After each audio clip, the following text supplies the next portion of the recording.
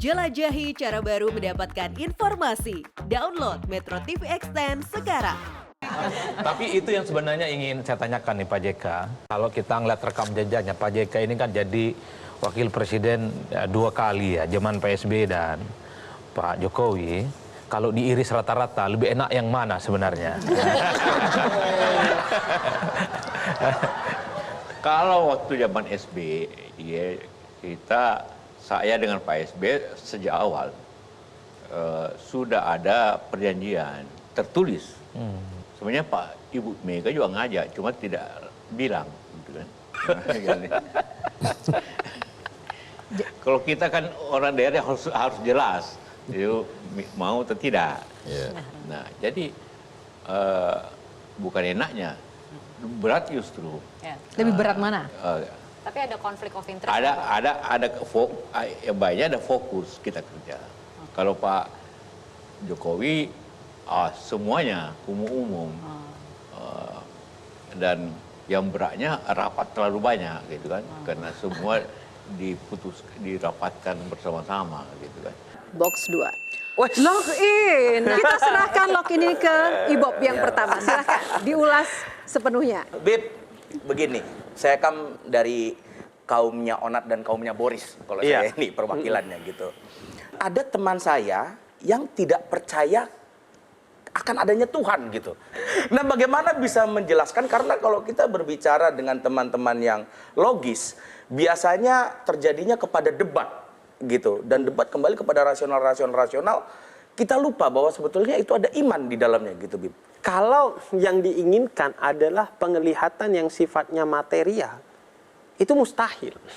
Makanya saya bilang, sains itu tidak boleh membuktikan adanya Tuhan. Karena sains itu adalah perangkat yang sifatnya material, sedangkan Tuhan itu sesuatu yang sifatnya imaterial. Kadang kita sulit. Sulitnya apa? Karena kita begitu dekat, sehingga kemudian sulitnya menjelaskan Tuhan kepada seseorang itu seperti sulitnya menjelaskan warna hitam ke orang buta. Yang pertama sudah langsung politik gelitik. Oke, langsung saja. Para panelis ada yang ingin mengajukan pertanyaan terlebih dahulu. Mungkin Mbak Tejo?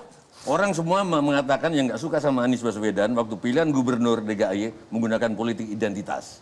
Jangan pilih Anies karena itu politik identitas. Aku bilang di mana-mana itu istilah yang membodohkan. Semua orang punya identitas. Nggak usah ngomong Valen ini orang Batak dari identitas. Nggak usah ngomong Tejo ini orang Jawa.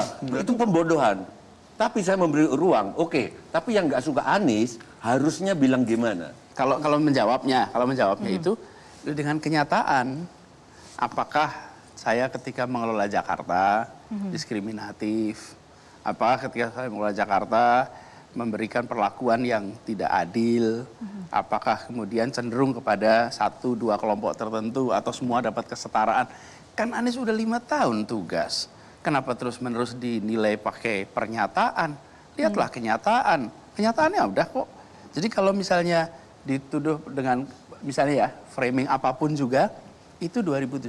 Karena itu saya nggak pernah bantah. Tidak membantah, tidak mengkoreksi. Kenapa? Saya cuma minta, ya Tuhan beri saya umur panjang supaya 5 tahun ini selesai. Karena kalau 5 tahun selesai, saya akan jawab semua itu. Semua tuduhan di masa kampanye. Kan ketakutan. Pak Anies, nanti kalau Anies Anda bertugas sih, nanti Jakarta akan jadi begini. Akan. Dan Jakarta udah tuh. Apakah dugaan 5 tahun lalu terbukti? Kalau nggak terbukti, batalin aja itu dugaannya. Kita gunakan akal sehat. Udah terjadi kok 5 tahun. 5 tahun gimana Jakarta?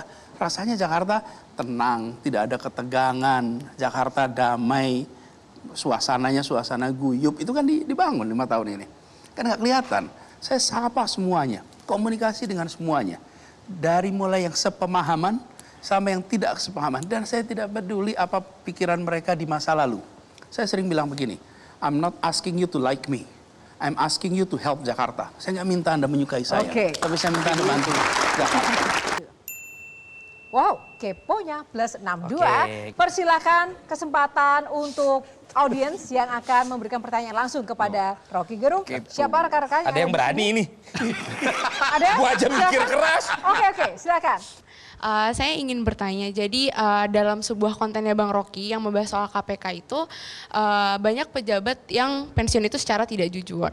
Nah, kalau Bang Rocky sendiri nih, bagaimana sih Bang mempersiapkan pensiun bagi Abang sendiri, dan kalau pensiun tuh Abang mau jadi apa?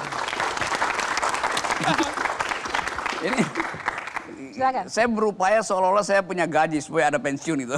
Ada pekerjaan. Ini if and only if ya. Kan kita tahu pensiun itu artinya saya tahu masa depan saya dijamin. Dijamin oleh siapa? Oleh perusahaan atau oleh negara tuh. Sekarang bagaimana orang mau mempersiapkan pensiun kalau misalnya harga sawit volatilitasnya tinggi. Harga minyak goreng sekarang yang tadinya disiapkan untuk dihemat, tiba-tiba para produsen minyak goreng kan lagi ngancam Jokowi nih, bahwa mereka akan nggak mau produksi lagi karena presiden, pemerintah masih berutang pada produsen minyak goreng. Jadi kita sebut pensiun kalau ada ketegasan dan ada kejujuran di dalam kebijakan publik. Orang merencanakan pensiun karena dia tahu kebijakan publik itu jujur tuh. Nah sekarang susah. Semua orang bahkan yang punya uang banyak dia nggak tahu bagaimana membuktikan bahwa pensiun dia itu akan berguna untuk hidupnya nanti. Ada 2024. Wow. Langsung. Langsung. Sebelum saya serahkan ke panelis, saya mau tahu dulu dong. Menurut Bung Rocky ini 2024 pemilu akan benar-benar terlaksana tepat waktu nggak sih? Lebih besar kemungkinannya tidak terlaksana. Kenapa? Saya nggak lihat ada tanda-tanda bahwa pemilu itu disiapkan untuk kompetisi yang sehat. Karena Pak Jokowi sampai sekarang masih jadi endorser.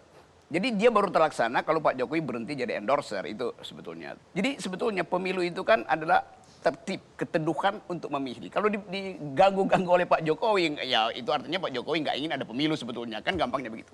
Bang Kohar. Gini, Apa? itu kan ada alasan karena ingin melanjutkan keberlanjutan katanya. Era. Logis nggak sih sebetulnya? Hak apa presiden ingin pastikan dia harus berlanjut? Kan rakyat yang menentukan, you mau berlanjut apa enggak? Ya, dia pemerintahannya berakhir. Iya. Tetapi apa yang sudah dihasilkan selama ini mubazir dong kalau nggak berlanjut. Misalnya. Ya kalau berlanjut artinya presiden berikutnya juga akan pakai pola yang sama. Kalau begitu sampai 2302 itu berlanjut terus. Kan ada break, setiap pemilu itu adalah radical break, dievaluasi itu. Kalau bagus ya dilanjutin. Kan ditentukan nanti di dalam speech dari presiden terpilih, dia mau lanjutkan periode Pak Jokowi atau enggak tuh. Kalau sekarang ditentukan itu enggak, artinya enggak fair. Jadi udah di brief siapa yang ingin melanjutkan dia akan dapat endorsement dari presiden. Kan itu dungunya di situ. Oh, dungu. Oke. Ada keluar satu dungu. Bang Willy. Ayo dong. Kalau seperti itu pandangan seorang Rocky, figur seperti apa yang kemudian pas menjawab tantangan zaman Indonesia ke depan? Saya pengen lihat isi otaknya bukan wajahnya tuh. Figur itu ditentukan oleh isi kepalanya tuh. Mang bisa dipisahkan? Pasti bisa tuh. Bagaimana cara memisahkan isi kepala dengan orang? Yes, ada figur yang baik-baik tapi isi kepalanya buruk. Jadi kita mau tunggu isi kepalanya itu dikeluarkan. Baru kita sebutkan, oh figurnya seperti itu atau seperti ini, silakan pilih. Hanya isi kepala atau integritasnya juga penting? Saya pakai kriteria. Pertama adalah soal integritas. Jadi pemimpin berikut itu bukan soal elektabilitasnya. Nah. Dia pertama mesti lolos etikabilitasnya. Di dalamnya ada integritas. Berikut dia lolos sensor intelektualitas. Setelah itu baru kita pertimbangkan elektabilitasnya tuh. Jadi kalau dia gagal di dalam etikability, apalagi filter berikutnya intellectuality, ngapain kita kasih di elektabilitas?